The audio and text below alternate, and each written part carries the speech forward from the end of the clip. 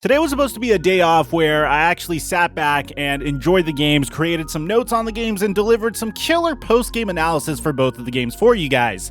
But, well, we got this bombshell of a tweet or tweets as the Tampa Bay Buccaneers were facing off against the Green Bay Packers in the NFC Championship. So, before we get to the content, I wanted to let you guys know I have about 3 more PS5s to give away. If you want to enter for a chance to win one of them, all you have to do is subscribe and hit that notification bell. Whether you're an old subscriber or a new subscriber, if you sub and hit that notification bell, you have entered for a chance to win a PS5. If you want additional entries, follow us on Twitter and Instagram, because in addition for a chance to win one of the PS5s, if you follow us on Twitter and Instagram, you'll have your takes featured on the content. As is tradition, I want to shout out our latest members. Let's Go Leafs and Banks Boys Productions for joining on the Mike Mafia Soldier tier, Ren99 for upgrading to an underboss, and of course, Matthew, thank you for joining on the Mike Mafia tier. Now that we got all that out of the way, break!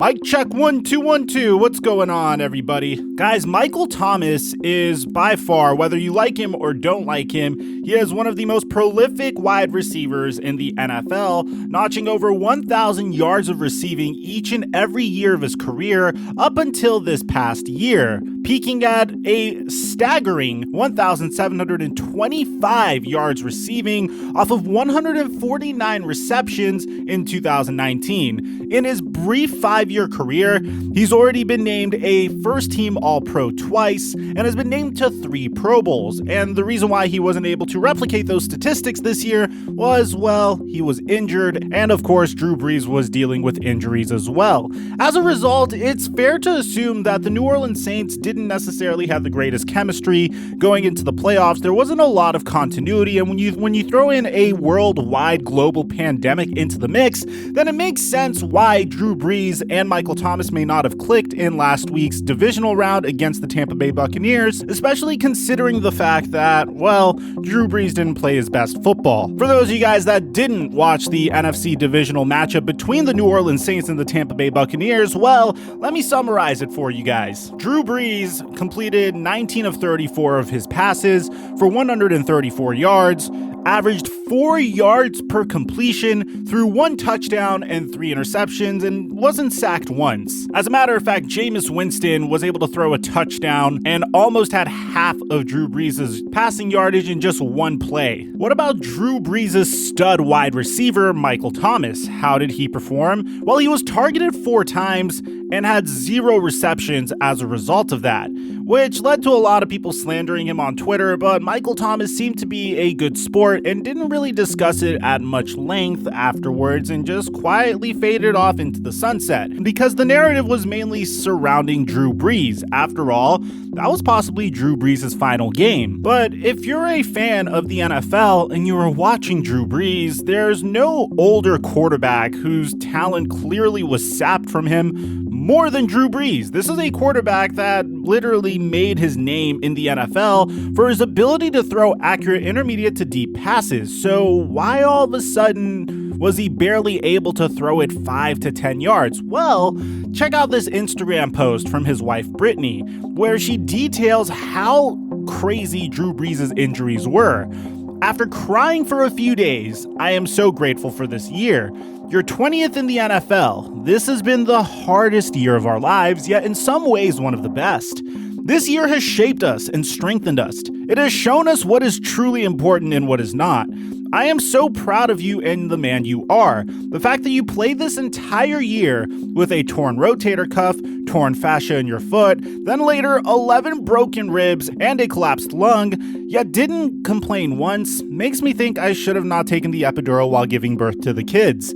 This is definitely not how I prayed this year would end, and to say my heart is broken for you is an understatement, but God's plans are always better.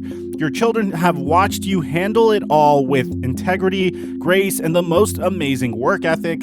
We are so proud of you. Which I think it's kind of sweet that Brittany said this. At the same time, I kind of feel like there were some undertones to this post where she's like, hey, you damn near died this year, Drew. Can you please not even consider retiring and just retire? Because you've been through a lot. But this should give you some context in terms of what Drew Brees has been dealing with in terms of injuries and how badly he wanted to make one final shot and one final run to the Super Bowl, considering how close the New Orleans Saints have been in recent years. Now, before I show you what Michael Thomas tweeted about Drew Brees, you have to understand the context of Michael Thomas's situation in New Orleans over the past year. You see, during week 5, Michael Thomas got into a skirmish at practice with none other than CJ Gardner-Johnson, a cornerback that has made headlines this year for being able to draw some reactions from wide receivers and really get into their heads in the midst of games.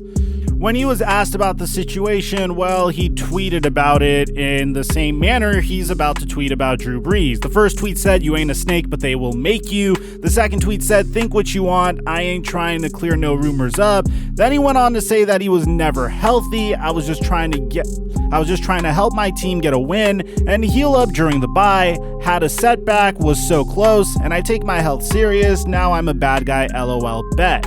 Then Bleacher Report Gridiron tweeted that some NFL insiders believe the Saints could be willing to discuss trade offers for Michael Thomas. The reason for this is because 2 weeks ago, prior to this incident, when it occurred, the Saints said to Michael Thomas that he is on thin ice. Regardless of whether he doesn't crash through it, the dispute that the Saints allowed to become public operates as an invitation to bid on Michael Thomas in trades, without the Saints losing leverage by actively soliciting bids. But you also have to bear in mind that Sean Payton responded to this report and said that insiders are on the outside where they belong, saying that this entire report is BS. Well, check out what Mike Thomas decided to tweet out. The first tweet that he said while clearly watching the NFC Championship game is that safety is not over the top, with these 2 emojis. Then as you scroll a little bit up, it says keep throwing it over his head. He needs help. Then he starts getting a little bit more into specifics. If a defensive back knows that the quarterback can't throw deep, they're going to play aggressive underneath with safety help over the top, which kind of gets you to pop your eyes out a little bit because, well, where did this come from? Both Aaron Rodgers and Tom Brady are perfectly capable deep ball passers. Why would he even bring up a quarterback that can't throw deep? He's clearly trying to connect the dots here and is clearly shading Drew Brees a little bit here. And then he gets a little bit more into specifics, saying that anyone can cover you. If you are running a shallow cross all day, just play underneath because they are not throwing it over your head. And then Mike Thomas finally posts this GIF of Tyreek Hill saying that help is on the way. Mike Thomas has been no stranger to trade rumors this year. It's been a very tumultuous year for Michael Thomas, to say the least. But scapegoating your quarterback for your own inability to not be successful this year, for your inability to record a catch in the NFC Championship this year, especially considering what he's done for your career, is definitely not a classy move. Giving this type of hint that you want out of this organization will probably be very well received by the New Orleans Saints, especially if Drew Brees elects to retire. Now look, I'm not denying Michael Thomas's talent. I think he's a remarkable wide receiver. If you put up the body of work that Michael Thomas has done,